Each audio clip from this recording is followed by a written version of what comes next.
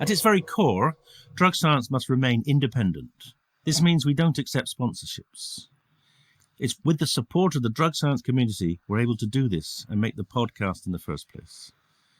If you're able to become a drug science community member and support the show, you too will be supporting the dissemination of evidence-based drug policies. Without you, none of this would be possible. For anybody interested, there's a link in the show notes. Thank you. Hello and welcome to the Drug Science Podcast with me, David Nutt. Here we're bringing together experts and activists for a rational, honest and informed conversation about drugs. Hello everyone, it's me, Hannah Ferger, here for you today. So we've got something extra special lined up. So joining us from the other side of the world, all the way in New Zealand, is Dr Aporosa, who's a senior lecturer at University of Waikato. So today's episode is going to be taking us on a journey into the world of Kava. And so this is a topic we've never explored before on the show. So who better to tell us about this subject than Apo himself? As the world's leading researcher in this field, he's here to tell us its rich history, traditional use, as well as its promising therapeutic potential, especially in the context of PTSD. So a very warm welcome to Apo. Ia iana vinaka hena, io ni tango Aporosa, Sudu New Zealandi, Vasu ni koro nanduri Malawata, Fiji. So as you said, my name is Aporosa. Born here in Aotearoa, New Zealand, but maternally related to the village of Nanduri in Malawata in northern Fiji. Great. Thank you so much for joining us today. We really are excited to have you here to tell us about Kava. And I thought maybe we could start off with a bit more about your career journey. I know you've not always been a researcher, and in fact that you started off, if I'm rightly to believe, in the army and then in the police. So it'd be great just to hear how you progressed from those roles into this academic role. Yeah, I left school when I was 16. I actually have no school qualifications at all, nothing. And at that time, they were taking any muppet into the army, so that's what I did. So I spent 4 years in the army, and that then left there and went into the police. And the only reason I think I got into the police was because of the army. I had a learning difficulty, so I spent a lot of my time dictating stuff and having typists do it for me. So yeah, I kind of look at that trajectory, through the army and through the police, and I use that often with students who look at me now and go, "Oh, this fella's got a PhD." But yeah, we can all do it if we want to. We just have to find alternative ways of and being creative. So I left the police. I was almost up to my 8th year, and I was diagnosed with PTSD and left the police. Went to Fiji, went home to the village. I was living there for nearly 10 years, doing development work, farming kava, obviously, what we're going to talk about. And running a small health clinic at one stage, just drawing on stuff that I'd learned from the army and the police as far as the medical side. Yeah, ended up in academia really because my wife said that I had to go to university. So I never went to university till I was in my mid-30s. Shows how old I am now. And that's how I got there, so mainly because of my wife. But the other part of that was I was sitting in a hall at a rural school in Fiji, actually Richmond Methodist High School.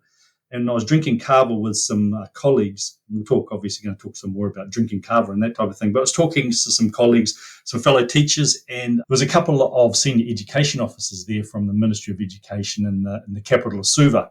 And they started to talk about how there's been discussions about banning the use of kava by school teachers and the use of kava in the school compound. And I remember for the first time in my life, I felt like my identity was under threat, like who I was going to be taken away. One of the teachers in the room pointed to me and he said, "You have to fix this." And I'm like, "Well, why is this on me?" And he said, "Because you can go to university and you can do the research and you can encourage the Ministry of Education not to take this away." And long story short, master's and a PhD, and kava is still used in school compounds. So anyway, that's what got me into it. It was really a personal drive and a challenge. So that's why I do what I do. What a fantastic story. And if you never had that comment, maybe that person pushing you to go and to fight for your cultural identity, which we're going to go into in a lot more detail. An incredible story of what that journey from having no school qualifications, then joining the army, the police, and then breaking into academia, which actually, as many people will be aware, is a challenging environment in itself, and is a kind of with different types of hurdles you have to go through as well. So I can imagine it's really inspiring for students to hear a bit more of an alternative trajectory. So it's always important to share those stories. Hey, Hannah, sorry, just to kind of cut into you very quickly, I think this is probably a good opportunity too, that I really need to acknowledge Drug Sciences Chair, Professor David Nutt. If it wasn't for a chance meeting with him in 2015, in which we talked about Kava, and then him encouraging me to come and speak at Drug Science in 2017, and then obviously the publication in the Journal of Drug Science. But I have to acknowledge him, a person who has given his time to me when he didn't need to, and I would say another contributing factor to having me doing what I'm doing here. So just want to acknowledge that. Oh, Dave will love to hear that. The amount of people, myself obviously included, that Dave has had such a huge impact on their life, their career trajectory, encouraging them to pursue what they care about, really. I think it's watching someone who's just done that their whole career and really fight for what they believe in. Yeah, I mean, an incredible mentor. So yeah, Dave will love to hear that. And in fact, this is a good chance for me to also flag to people, one of your articles is published in the Drug Science Policy and Law Journal, which we will pop a note in the show notes as well. So that's for the listeners to also follow up with. So then some of our listeners, and I only recently started to find out about Kava. I think it'd be good to give a broad overview of what Kava is and where it comes from and what are the different forms of Kava. Awesome. Thank you, Hannah. Yeah, Kava, the botanical name is Piper methysticum, so it's from the Piper family of shrubs, really. It grows in tropical Pacific areas. There's well over 100 different cultivars of Kava. So for those people who may be thinking, well, what do you mean? So if you kind of think about that, we've got kumara, for instance, or sweet potato. We have red ones and we have white ones, but at the end of the day, they're all kumara or sweet potato cultivars. So there's many different Kava cultivars. Some of them are for specifically medical purposes, skin, that type of thing. Other cultivars are for consumption and drinking. And those ones in which you can drink a lot of are commonly known as noble cultivar varieties, and those noble cultivars are listed in the Kava Codex, which has recently come out. So anyway, green shrub grows to about 8 to 10 foot tall, kind of got 6 to 8 stalks that come out of it. But we'll throw up, I understand, some photographs so your listeners can get a bit of an idea of what's going on. It's the roots that are prized for drinking, and we'll talk a little bit more about that soon. But the interesting part of it is that plant DNA says that Kava originated from a small area in northern Vanuatu. And the interesting thing about Kava is that it's asexual, right? So it doesn't grow itself. It has to be manually propagated. Considering that humans only came into the Pacific like 3,000 years ago from Australasia, the whole idea was who was growing this Kava before the first humans turned up. So right from the inception of Kava as a plant, there's this idea that it must be a plant of the gods or of God, right? So this whole idea from the beginning that Kava is the special thing, the special plant. Definitely. I think explain more about being the seen as a plant of the gods. And I think that could be a good opportunity to explain to people as well why Kava is deemed to be an indigenous cultural keystone species as well. So these early arrivees into northern Vanuatu worked out that if you pulled the roots out of the ground, crushed them up, that they made a drink, and we'll talk about the effects of that type of thing soon. And then linking it back to this plant of the gods, then they realized that Kava has medical efficacy, that when you drink it, it makes you relax. It's soporific, so it's sleep aiding. It's also good for urinary tract infections. It's good for as a mild analgesic. It's got, as I was saying before, natural relaxant effects and that type of thing. And again, we can talk about Western medicines drawing on that. So kind of what we have, as I was saying, this plant that is now believed to come from the gods or from God. It's now even got medical uses. So therefore, it becomes this what we term as a cultural keystone species. And probably the best way to kind of add a little bit more onto that is the work that, I'll have to think of the name shortly, but it is in one of the publications. Basically, they talk about cultural keystone species of things like plants and animals that form the contextual underpinnings of culture. And it's where a cultural keystone species is something that is fundamental to diet, to material value, to medicine and that type of thing. In regards to Kava, because Kava is seen as this thing of the gods, from a Pacific perspective, we look at it in that it's imbued or infused with mana. And mana is a word, M-A-N-A. Mana is a word that is used in the Pacific to basically mean spiritual efficacy, spiritual kind of power, right?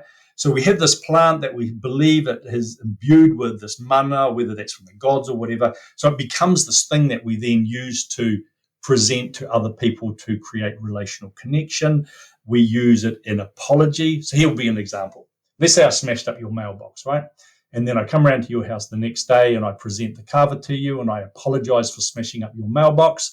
And we drink that kava together and everything's all harmonious because we have done this with this spiritual, imbued plant. Then I come around the next day and I smash up your mailbox, right?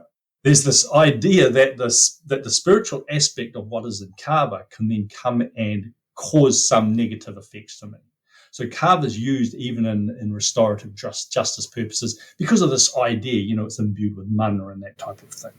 And so just touching more, though, on like the different ways that some of the Pacific cultures then might use kava. So you've got this example of it being used as to restore, like in a disagreement.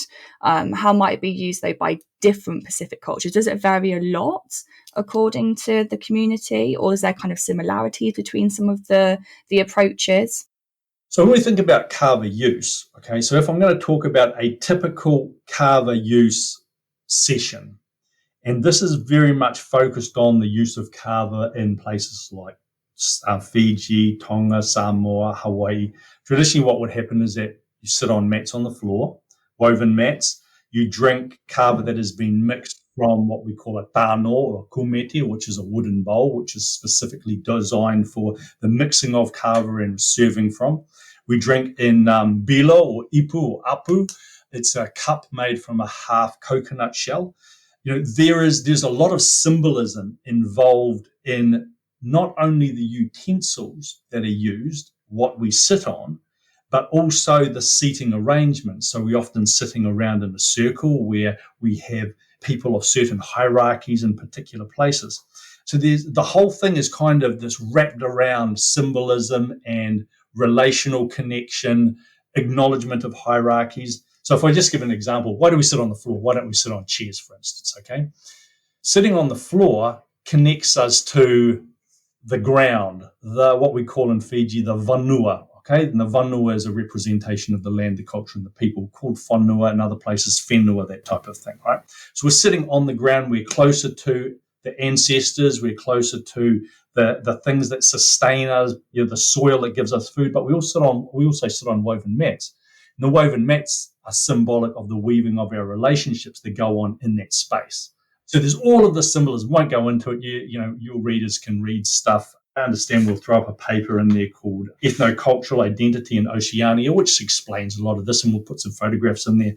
But here's what I'm trying to get to.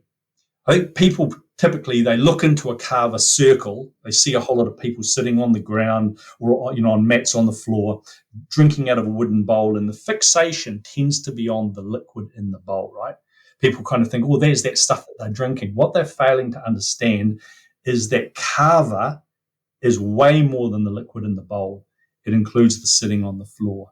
It includes what we drink out of. It includes the processes that we go through as part of drinking. It includes the relational connection. And at the end of the day, kava does nothing more than facilitate that relational connection. But again, the fixation tends to be on the liquid, right, as opposed to the whole process. So this is probably a good time to jump in and say, when we talk about kava, what kava are we talking about? And when I talk about kava, that's the kava that I'm talking about, right? Not some of the other things we're going to go on and talk about later. Kava is this holistic processes, far more than just some liquid that we're shoveling down our throat. So Kava's really embedded within this ceremonial aspects of being together in a group. And how big are these groups often? Is there like a kind of a set number? Does it really vary according to the different culture? Is it in specific buildings, in fact, where you hold the Kava circles? Kava can be held anywhere. We've had it at the University of Waikato here out on the grass, a lecture room. I've drunk kava in the village, in houses, in the village hall, all sorts of things. For Fijians, we don't drink kava alone, right? It's always with a minimum of one other. That's because, it's linked to this relational connection, but also too, the mana in kava is neither good nor bad. It's how you use it. So you have some people who will use kava to curse other people, for instance. So there's always a minimum of one, but I've drunk kava with 1,000 people. But I like to drink kava in small groups. It's vastly better for learning. So what I've just explained is a typical kava use session in Fiji, Tonga, and Samoa. Where things start to change is how kava is used in the western part of the Pacific. So I'm talking about Vanuatu, the Solomons, Papua New Guinea, particularly in Vanuatu. There's a really interesting article, a documentary by ethnobotanist Dr. Vincent LeBeau, and he explains that how in the 1980s, just following Vanuatu's independence, there was this creation of these things called nakamal. Now, nakamal essentially means a space to drink kava, but it's changed into a new form in which when the word nakamal is used, it's thought about as an urban space and often reflecting a little bit of a nightclub type of bar type of feel, right? Where people will go and sit, and it's often dim lighting, it's fairly quiet, and they will go and they will purchase small bowls of kava, often in little steel bowls, and they'll drink kava in these spaces. The really cool thing about this is that this invention, this creation of these urban nakamals was actually an indigenous harm reduction approach. That was because prior to independence in the 1980s, there was a lot of alcohol use in Port Vila in Vanuatu. And Port Vila at that time was almost as dangerous as Port Moresby in Papua New Guinea. There was a lot of violence, a lot of socio-cultural issues. Following independence, there was a call that alcohol use should be reduced, and kava use increased. So they slapped on massive taxes onto alcohol. They opened up nakamals, and these places now are where people go to drink kava. They now don't have the socio-cultural impact and negative aspects of what was going on with alcohol. So as I said, it was kind of this, what they actually called a product of social engineering designed to lower the crime rate and indigenous harm reduction, which worked very successful and continues on to today. And it's been a success then. So these are essentially like social hubs, a bit more of a social hub. But is it a younger crowd that might also use the nakamals for socializing, people who might have originally turned to alcohol as a form of socializing? Or what's the kind of demographic of people that might use this type of kava rather than kava in the more ceremonial setting? So these are people from all ages, and so I've been in nakamals in Vanuatu, and it's from the very young through to elderly. They have different nakamals with different flavors, as in topic flavors, right? So if you go to the chief's nakamal, it's close to Parliament. You'll often mix there with parliamentarians. The discussion's very political. There is a nakamal called Trump's, and it's actually got the image there of that person. Yeah, so there are different kind of discussion flavors that go on at different nakamals. What's tended to happen, and I think later on we're going to talk about some of the kava bars in the States. Some of the kava bars in the States are saying that they are modeling themselves off this form of nakamal without actually appreciating the story behind what's going on. And also, too, that those urban Vanuatu nakamals also have a link to culture, because culture is, just down the road, essentially. The people who are running them are coming from the culture. So those people are not only drinking in these urban sort of bar type settings, they're also going home to the village and sitting on mats and, drinking kava. I suppose the last thing that's worth talking about is women in kava. There's a lot of talk that women don't drink kava, that women never drink kava.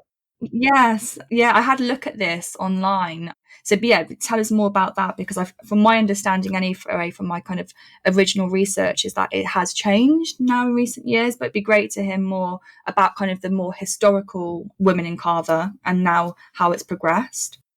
Mm. So, when you talk about that, there's been a recent change, meaning more women drink kava or are drinking kava. There was actually a historical change which led to women drinking less kava. So, prior to colonial contact in 1700s, for instance, in Fiji, they had certain women who would lead small armies into battle, right? Those women would also be kava drinkers. I think they were like the first Lagatha Lothbrooks or something like that, but amazing warriors, that type of thing. They would also drink kava. We have women chiefs in Fiji who drink kava. Sadly, the missionaries turned up and said, get into the kitchen and cook your man some eggs, lady. And they all did. So this kind of narrative created that women never drank kava. But if you look at the work of people like Ulysses Funaki, Achia Tukan, they've gone back into history and found early reports of Tongan women who drank kava, but we also have Tongans today who would say women never drank kava. So there's kind of been this massive change that happened at colonial contact. Women then didn't drink kava. I think Christianity also had some impact on that as to what the roles of women should be. Then you have modernity and Pacific Islanders buying into what they think is progressive and normal, meaning women go to the kitchen. I don't subscribe to that type of thing. I mix kava and drink kava frequently in mixed circles and really appreciate the voice of women there. And also, too, what surprises me is that Pacific values are about inclusiveness. However, some of us would say women are not welcome. So that kind of surprises me as well. We drink kava with students here on campus. Great to have young females and males together mixing, in a space that is about respect, because that's also what underpins a relational connection. So, yeah. And so, kind of going back into just a bit more about then the ceremonial aspects to Kava, and from your own personal insights, how have you kind of experienced the potential healing properties of Kava alongside Talanoa, which I would love you to tell us a bit more about what that means. Trying to translate it at least into a Western translation, if you can. Okay, so if we think about the ceremonial aspect of it, I think what we do is when we think about ceremony, we think about, for instance, the other day we had some professors visiting from the Oceanic University of Medicine in Samoa, so they sat down and I presented the kava to them in Fijian language using formal processes and that type of thing. And so often what we do is we think about that as being the ceremony, okay? Though we think about that as being the cultural aspect, and then we shift from that out into this more relaxed kind of non-ceremonial cultural thing. I don't think I've ever drunk kava without there being culture and ceremony, because even when it's not formal, our kava drinking is underpinned by the culture. Okay, culture is always wrapped around it. So people would say, "Oh, are you having a kava ceremony?" Well, no, we might be perceived to be just relaxing and drinking kava, but there's always culture underpinning it, right? And probably an example of that when we think about kava in Fiji, we call it Waini Vanua, right? Waini Vanua, which means like water of the Vanua, which means water of the land, the culture, and the people. So in effect, what we're doing is we're ingesting the land, the culture, and the people through the kava. So it's always ceremonial, it's always cultural. One of the things that often happens in kava is after we've shifted on from this kind of more formal aspect of creating that relational connection between each other is the talanoa. Talanoa is, as you say, it's kind of difficult to define from a European perspective, because people will go, oh no, that's just having a discussion, but it's deeper than discussion, right? It's not so much coming out of your head, it's coming out of your heart. It's the connection between people that is being built, the trust that's being built. We call it, most of the Pacific, you call it va. In Fiji, we call it vayaloni, right? It's like this distance between us that kind of shifts and changes as we're having discussion. We're learning from each other. We're learning about trust. We're learning about relational connections.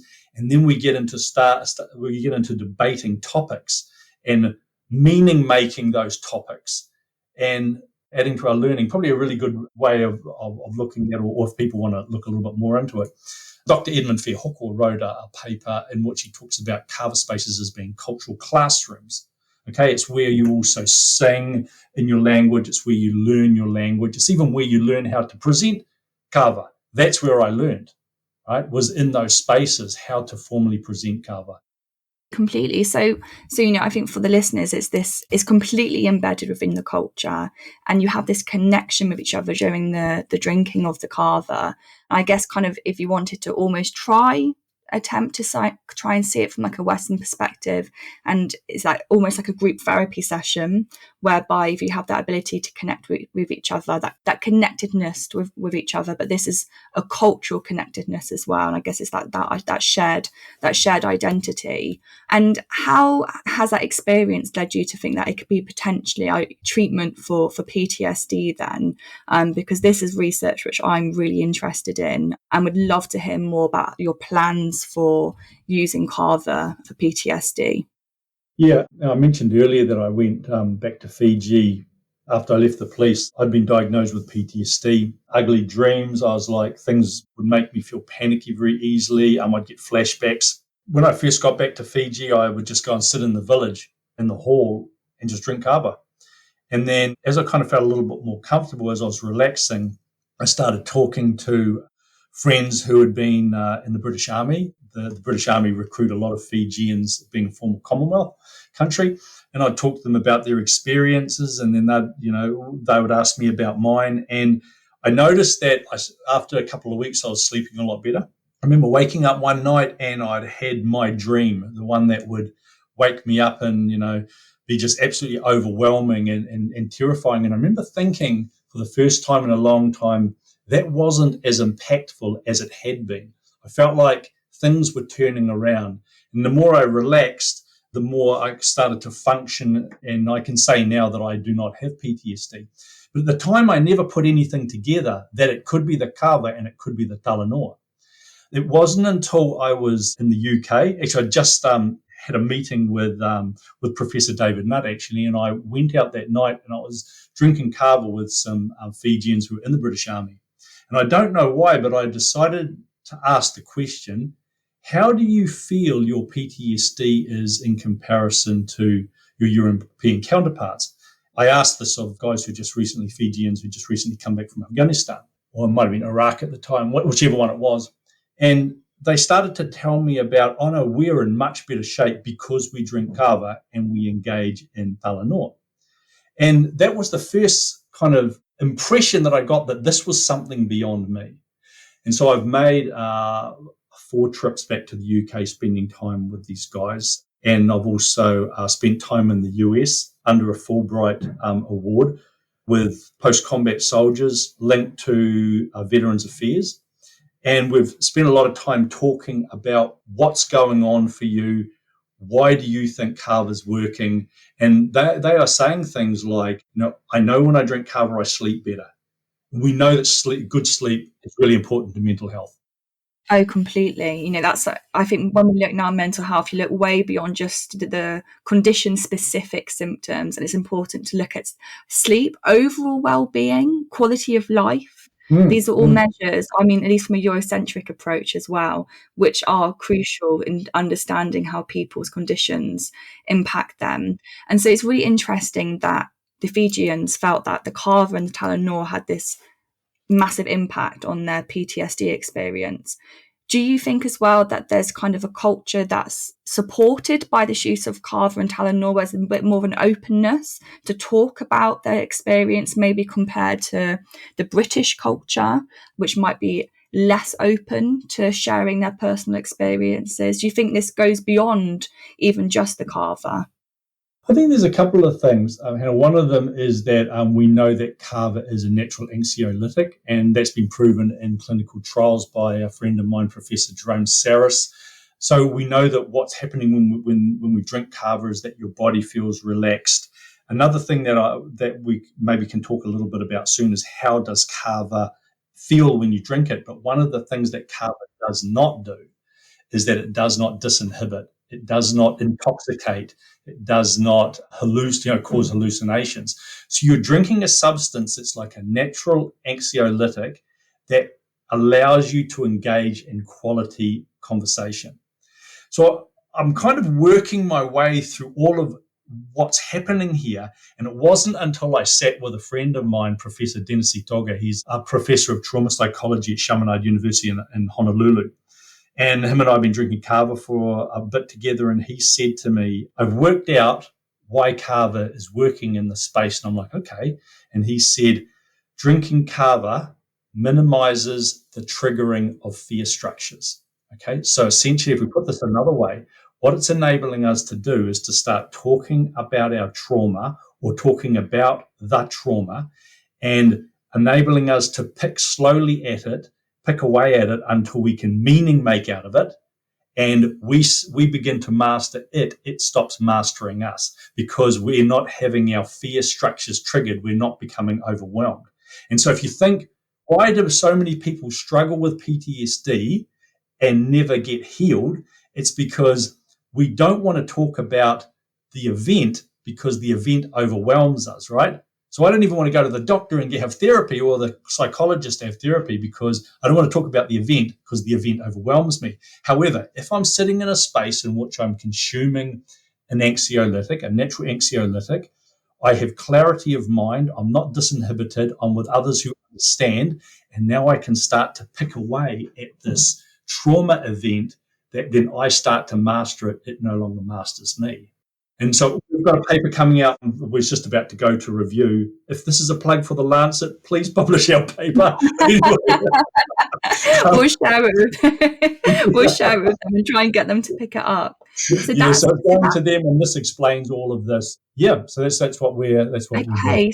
So that's the analogy that enables you to approach the trauma or the traumatic experiences without triggering that fear response because it's giving you this natural anti-anxiety response, this clear-headedness. So I guess this is just a good point to highlight then that it's a different approach to psychedelic assisted therapy, or at the moment MDMA assisted psychotherapy for PTSD. It's not necessarily having a psychoactive effect in terms of a psychedelic experience. It's much more of an anti-anxiety response. Do you know if there's any impact on memory reconsolidation then as well? Has there been any research into that? We've done clinical trials using psychometrics, so industry standard tests of drug driving, that type of thing, following the use of Kava. So if we just jump back into talking about what does a typical Kava session look like, over the period of use, a typical usage volumes is 3.6 litres per person over 6 hours of liquid Kava, right? So we're talking a lot. So what we did is we did clinical trials in which we did baseline measures with people. They then sat there for their 6 hours, drank 3.6 litres of Kava each. We did mid and post psychometric assessment, found that there was no impacts at all to make sure we get them right here. There was no impacts to balance. So we used a force plate just to vestibular stability, that type of thing. No impacts to that. There was no impact to the cognitive aspects of speed, accuracy, timing, perception, plasticity, and focus. There was, though, a statistical negative impact to temporal order judgment. When we talk about temporal order judgment, we're thinking about event sequencing. However, after talking to psychopharmacologists, what it appears, though, even though that there was a statistical significant impact to temporal order judgment, it appears that the no impact to those other things tends to offset it. And so you're not impaired. And so going back into the discussion in the Talanoa, or what you could almost call would be in an indigenous form of CBT, right? The Kava is not disinhibiting you. It's not messing with your mind in a way that you're not able to think clearly about what happens and what you're discussing about the trauma, which is certainly not what goes on when people self-medicate with alcohol when they have PTSD, which often then creates negative feedback loops and that type of thing. So that's what we're doing at the moment. We've just got $1 million grant from the Health Research Council of New Zealand. Thank you, Health Research Council. You've been flipping amazing and funded some really cool research that we've been able to do, including the stuff I was talking about before, the psychometrics. So what we're looking at doing, and we believe with the evidence that we have so far, we believe that these clinical trials, we are going to validate the ethnographic evidence. As you'll probably be aware, we've surpassed an impressive milestone recently. With 100 episodes released, the Drug Science podcast over 4 years. We really couldn't be happier with the show. At Drug Science, we know times are tougher than ever, and not everyone can donate to support the show, and that's completely okay. But if you're enjoying the content and want to support us, there's a simple, free way to make a big impact. So instead of a donation, we'd be incredibly grateful if you could take just a few moments to leave us a review on your preferred podcast platform. So whether you're tuning in on Apple Podcasts, Spotify, or any other platform of your choice, your reviews play a crucial role in boosting our visibility and our egos. So if you've laughed, learned, or found some joy in what we do, please consider sharing your thoughts. Your reviews not only warm our hearts, but also significantly contribute to our podcast, making it easier for others to discover and enjoy the content you love. So thank you so much for being a part of our community. Your support in any form really does mean the world to us. So keep listening, keep sharing, and don't forget to drop that review. And before I forget, don't forget to submit your questions for future guests via the Google form. So now back to the show. I see. And so how are you going to perform this clinical trial of Kava? You know, trying to fit this in those tight regulations of clinical trials, which I know too well. You know, what's the type of structure that you're going to do with the setting? Will it still be in a group setting? Is it going to be naturalistic? How many people will you have in the sessions? Is the Tylenol going to be more guided? Is there going to be a bit more structure to it? It'd be great just to hear how you're going to translate this traditional use into a bit more of a medicalised or so-called medicalised model. Well, we're going to use a normal Kava session. We'll obviously recruit people. We need people who have either been diagnosed or self-report with PTSD. We've got a truckload of people lining up who want to be part of the clinical trials. So we're going to bring people in. We have groups of 20, and that's based on power calculations. So we're going to say, for instance, have a group of 20 Kava drinkers who will come in, sit on the floor, do what we normally do, sit there for, drink their 6 hours and 3.6 litres, and we will use PTSD measures to assess change over time. Also then do follow-up interviews at 3 and 6 months to look at the whole change. One of the difficult things about using Kava, and when I talk about Kava, I'm talking about naturalistic Kava, right? It's very difficult to set up controls for these things. With Kava being spiritually imbued, being part of our culture, I can't present or suggest that what somebody is drinking is Kava when it's not. That is culturally disintegrous, okay? So one of our controls are going to be people who will come into exactly the same space, but will not drink Kava. But they'll still sit on the floor, all the rest of it. There will be clinical psychologists in the room, but it will not be manualized. We're just going to allow people to sit and organically do what they would do in a Kava session. One of the things about clinical trials is the expectation of placebo. Because we see Kava as being spiritually imbued, being something that is culturally important to us.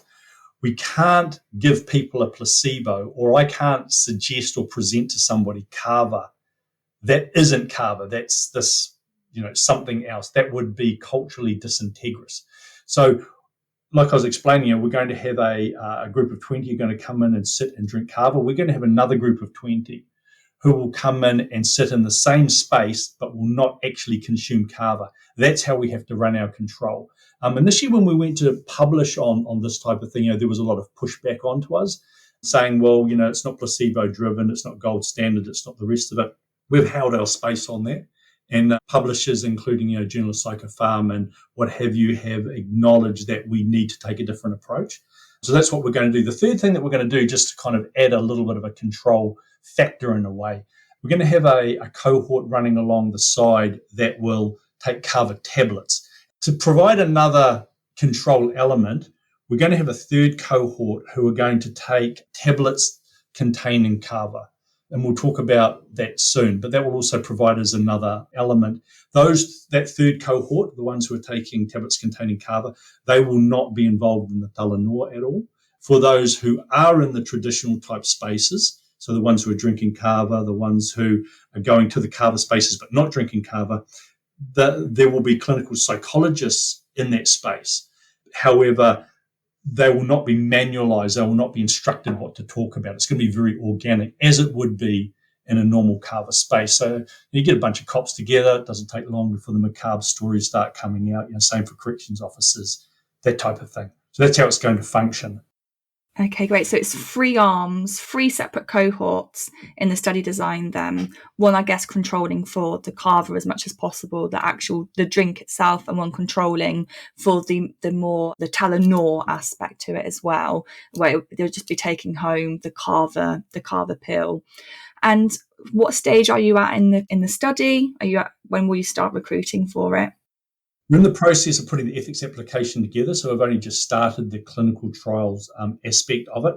We're needing to relook at one of the psychometrics, and that's mainly because we have an arm of this project in the UK, and we just want to ensure that we line up and use the same psychometrics in the UK and the same in the other spaces. That project is predominantly run out of Cardiff University, and we've actually got drug science lawyer James Bunn is helping us work on that, particularly in relation to some of the legal aspects. We have a third arm of the project that's been run in Hawaii through Chaminade University, through the behavioural sciences. So what we're going to do is we're going to have an arm in the UK and arm in the States, particularly Hawaii.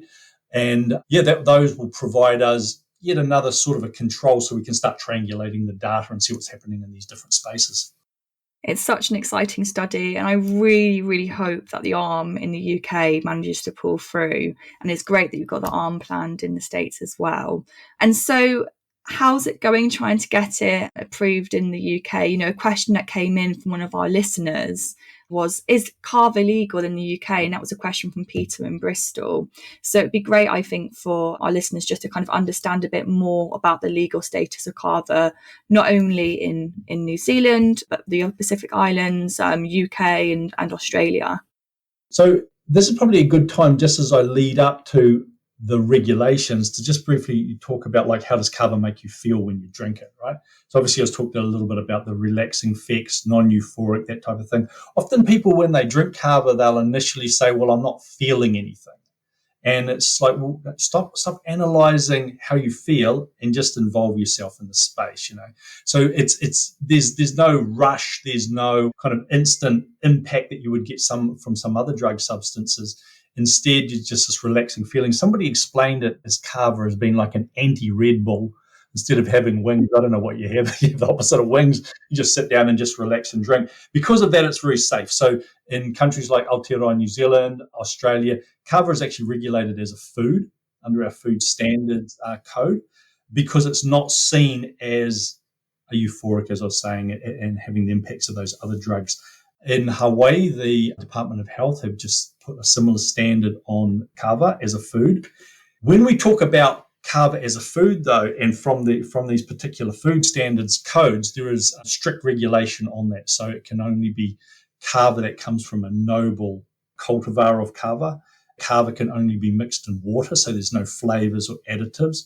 So there are restrictions on how it's used in order to comply with a food.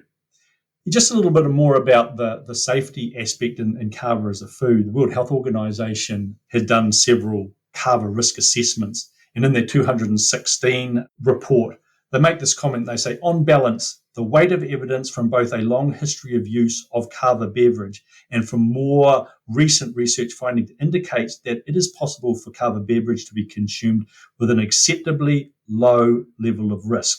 And they also report in that same paper that kava is statistically safer than paracetamol. Okay, I talk a bit about this in the drug science paper. So we have a substance that is recognised internationally as very safe, a food. That's why we get to drink kava on campus. Whilst we're talking about then how safe kava is, I think it'd be really good for you to tell us a bit more about just how kava is rated, so our listeners will know Professor David Nutt's drug harm ranking study. Everyone knows that graph looking at the different harms of the various drugs. And I know that one in Australia included Kava in its analyses. Would you be able to just tell us how it compares maybe to the other drugs on that chart, just to show listeners really the difference of Kava and its harms compared to alcohol and smoking and, other more harmful drugs? Yeah, the 2019, the Australians, the David Nutt study, the drug harm ranking study, it's Bonomo et al. is the author on that. Fascinatingly, for some, alcohol came in as the most dangerous substance. Once again, 77 harm points. Surprise, surprise. So that's 77 harm points. The least most dangerous substance assessed was Kava at 3 harm points. I'm kind of interested in that 3 harm points. Personally, don't see that it should even be that, but anyway. But in contrast, if we think about cannabis, came in at 17 harm points in Australia. So let's say if we doubled that harm ranking of cannabis, it's not even half of alcohol. The bizarre thing about Australia is that even though they have Kava regulated as a food under the Australian New Zealand Food Standards Code, they nevertheless have some of the harshest regulations on Kava. So here's kind of the bizarre situation, right? I can post from Aotearoa, New Zealand to Australia, I can post a box of 12 40-ounce Jack Daniels, right? But I am not allowed to post 100 grams of safe Kava. These are the weird things that go on that some of us just do not understand. And then we have the UK situation. Okay, yeah, back to the UK. We get to pick on you guys. The UK situation is a little weird because Kava in the UK is regulated under several different sets of regulations dominated by the Medicines for Human Use, in brackets, Kava Prohibition Order 2002. So this regulation prohibits any medical product consisting of or containing Kava. Now, the way that we use Kava in the Pacific and how I've drunk it many times in the UK when I've been up there is we don't drink it as a medical product consisting of or containing Kava. However, Kava is technically illegal. The other weird thing is that the people at your border control are yet to work this out because I've never been stopped taking Kava into the country, even when I've declared it. In fact, I had one border control person said to me, "You're wasting my time, carry on." So I'm a little bit confused. All of this currently is holding up our ethics process, for getting ethics approval to do our study arm in the UK. As I said, James is working on that with us, which is absolutely fantastic. So we'll see how that goes. But again, just a total lack of understanding of what Kava is. I think the other thing too, though, Hannah, is I think the aesthetics of modernity also kind of play a bit of a role in this. If you'll see photographs that we'll put up, you've seen these people, they sit around and they mix Kava by hand in a bowl, and they sit on the floor. They can't even sit on chairs, and they can't even use proper glasses. So it must be native and primitive and probably dangerous. But I got an alcohol bottle with a nice slick label on it. 77 harm points versus 3 right there. Yeah, the cultural prejudices which will impact, that can create barriers to research. I imagine it's difficult to try and really change some of those prejudices within the regulation system and also within universities. Well, I'm optimistic that there'll be a way to get this arm of the trial approved in the UK, because it's really, really exciting research, and hopefully we need to try and challenge some of the Western systems in science. And so, on that note then, really, I'm aware that there's many myths in the media surrounding Kava. So it'd be good to kind of, really challenge some of these myths and really find out which ones, need to be tackled. And, Apo, it'd be great to hear how the myths developed and, how they're kind of propagated. Yes. Sadly, there is a lot of myths and particularly in social media. So, for instance, if you were to Google Kava causes, the first thing that's going to pop up is liver damage. This is where that came from. In the late 1990s, early 2000s, pharmaceutical industries in Europe began to cotton on to the fact that Kava had anxiolytic or anti-anxiety, natural sort of diazepine type uses, and also aided sleep. So what they did is they began to extract some of the Kava lactone. So that's the active active properties in kava. They started to extract it out of kava and putting the extracts into tablet form. And then these were then prescribed to people with anxiety, depression, a number of other things, sleep issues. Then sadly, a few people got liver issues, some died, and there was a big reaction, obviously, to this in a number of European countries. And in 2002, this started what is known as the European Kava ban. So Kava was banned in a number of countries, including the UK. What had never been considered was, why do we have a couple of thousand years of use of kava in the islands without all of these issues? And when these tablets containing kava and these extracts were banned, kava as we use it was automatically banned. I think it took something like 12 years of court cases in Europe, particularly in Germany, and finally they overturned this kava ban.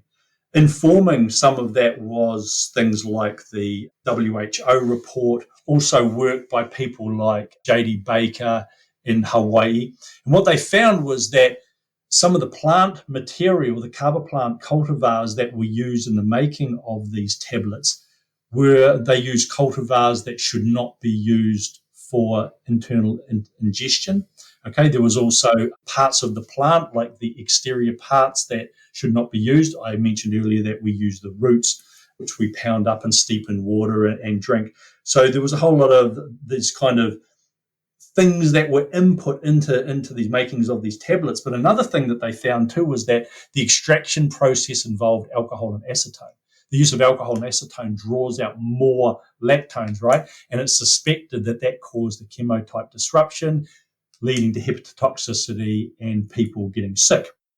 So I'm just trying to bring it together. And so with the creation of these tablets, was this done outside of any input from people who've used these in traditional contexts, so outside of indigenous knowledge? Because if it was informed by people who've stewarded the plant, would it have gone down that route in terms of creating these kava tablets from cultivars that were not meant to be consumed?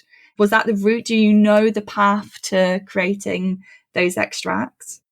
The path to creating extracts was basically, we are the pharmaceutical companies, we will do what we want, we don't care about the indigenous voices, and there we have the first touchings on of cultural appropriation, thinking they know better.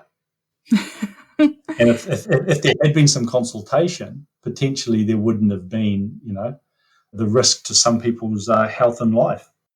Completely. And I think that really leads us on to a really important area to discuss then.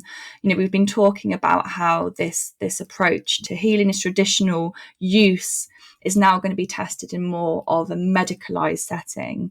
And do you have any concerns about kava being used outside of its traditional environment, and maybe what some of the factors that might need to be considered by researchers working within the space? Yeah, I do have a lot of concern. We've obviously seen what happened with the European kava ban. That had a flow-on effect that really damaged and hurt a lot of people at the grassroots. So when we think about kava farming at the grassroots, people often think about a rural Fijian farmer, for instance, with his 100 acres. He lives on communal land. He doesn't have access to 100 acres. He has access to a very small holder area. So all of the different kava farmers in that area then feed into a middleman who then sells, for instance, to the overseas market. So when things like the kava ban happened in Europe, there was a massive impact on those people at the grassroots. That kava industry has started to rebuild, particularly with the overturning of the kava ban. But, there's still a lot of myths out there that kava is dangerous, it shouldn't be used. However, when we look at it, it's actually the adulteration of noble kava as we drink it and being shifted into these other spaces that are causing a lot of the problem. And absolutely, I do have concerns. And we're particularly seeing that at the moment in which it's moving into European spaces of use. Now, I want to be really clear, right? I don't have a problem at all with non-Pacific people using kava. Contrary to what some people say, I absolutely don't. I've introduced thousands and thousands of non-Pacific people to using Kava, and have done it in the way that we drink it, right? We sit on the floor and, I go to these people's places, non-Pacific people who have their own Kava bowls, who have their mats and all the rest of it. However, what we're seeing now is a shift into more of a commercial type space, a bar type setting. And it doesn't take much to go online and see what's happening in America. Some of these people, as I said earlier, are trying to justify what they're doing in these bar spaces because that we're just replicating a nakamal that's happening in urban, Vanuatu, for instance. Very different, I would say, very different spaces. I also don't necessarily have a problem with some Kava bars. I do have a problem with calling them bar because that infers alcohol, and we know that Kava's not alcohol, right? But, I've been to places that are clearly Kava lounges. You go in there, the bar staff understand what they're talking about. They educate people who come into these spaces appropriately.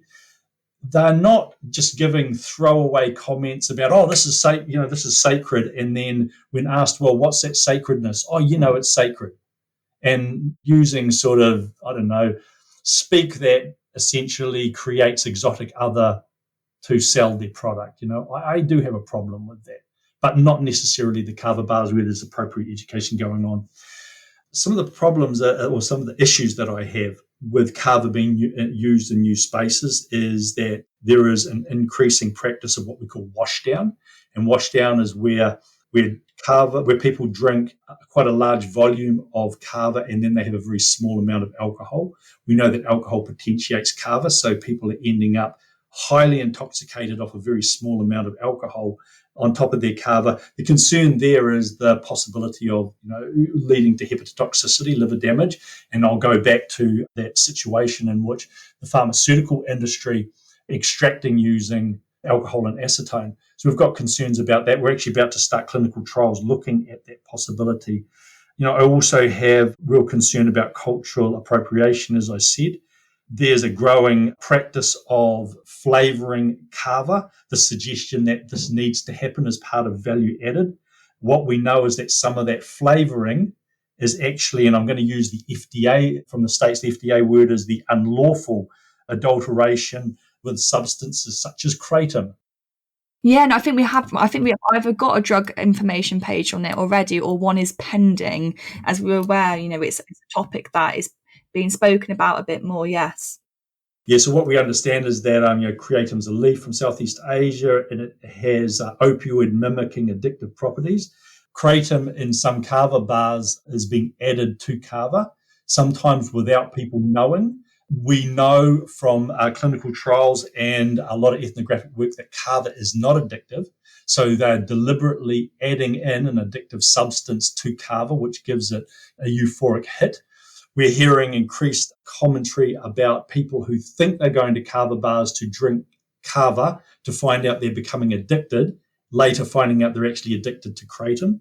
These are the concerns that I have, and I particularly have a concern in that over half of Kava bars in the States are adding kratom into their Kava or having kratom available in the same spaces in which they call themselves Kava kratom bars.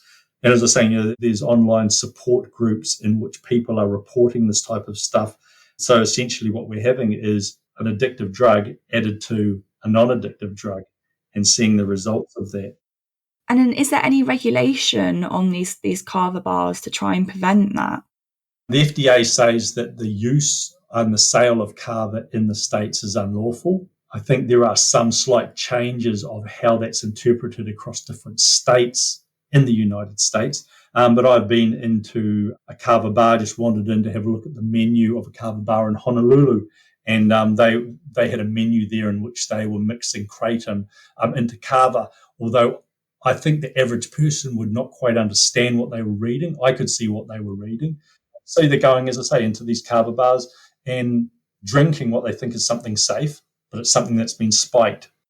Because a real concern then, if there's harms from this, this Kava which has been adulterated with kratom, if there ends up being risks, this could massively impact traditional use. It could put tighter regulations on traditional use, and it could impact the research which you're doing, and also further research, which would be an absolute shame if it went down that route. And so I'm very aware of time, but I really want to know if there's any other conditions which you're really interested in seeing whether Kava could be used to treat from a therapeutic perspective.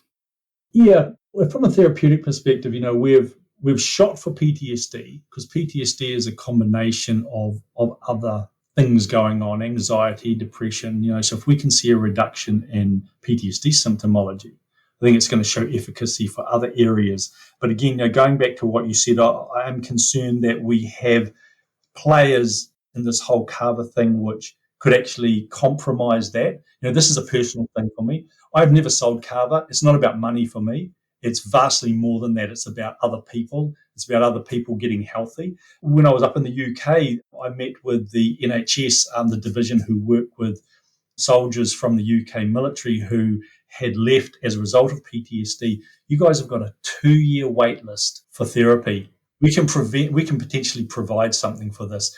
If this intervention, once we've proved it, when I believe we're going to improve it, it's not going to be sold. It's going to be freely available for people to download offline. That's what we're all about. However, again, I'm concerned about these players who are coming in from the side who have nothing but dollar signs in front of their eyes and what they could potentially do here. I know that there's a group in the US. They go under a variety of names like the Kava Growing Group, the Kava Coalition, and what have you. We know that they have recently got cultivars, or a cultivar called Isa from Hawaii, and are now growing this in Southern California and Florida. This cultivar should not be drunk. It has the potential to cause liver damage, according to Dr. Vincent LeBeau. So now we've got a cultivar and a Kava that is likely to enter the US market that has the potential to cause liver damage. Then they're adding kratom on top of that. These are the things that are concerning me that could compromise this health intervention that is going to potentially save thousands of lives. Yeah, it's a sad thing. And sadly, these people are very good at spin, manipulative language, telling people in the Pacific that the growing of Kava on an industrial scale in the US is actually going to financially benefit them. I'm not even going to go there, but work out that for economics. We know where that's going to go to. Ultimately, it's just going to impact farmers. It's even going to impact GDP. This is biopiracy. At the end of the day, it's the planting of non-noble cultivars that has the potential to cause damage.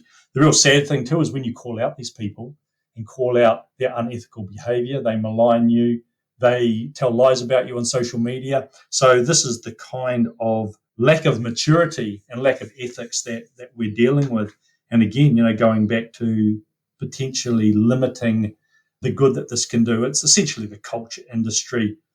These people or these commercial organizations that seek to produce, distribute, and dominate cultural goods and services, and they've been doing it for a long time. They've been extracting from developing countries under their so-called philanthropic speak, where they talk about they really care, but they don't care. And so sadly, kind of to wrap up, I suppose, what we're seeing safe Kava that's not addictive, that doesn't cause euphoria, that gives this relational connection, and it appears to be entering into this dark, ugly space of the underworld. What we often see with the seedy side of some of the harder drugs, and it's been pushed by people who are motivated by profit, but who also like to spin and tell a nice story and say, it's okay, Pacific people, we love you and we respect your product.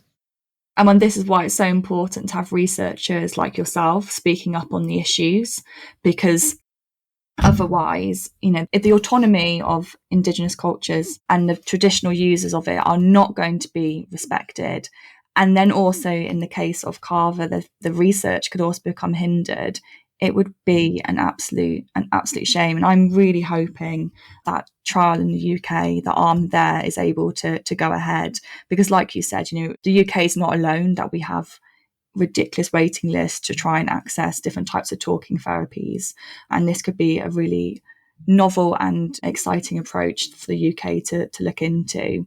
And then obviously we're going to share all the papers that you've mentioned today in the show notes, Apo, and I'm going to make sure we add in your article from the Drug Science Policy and Law Journal.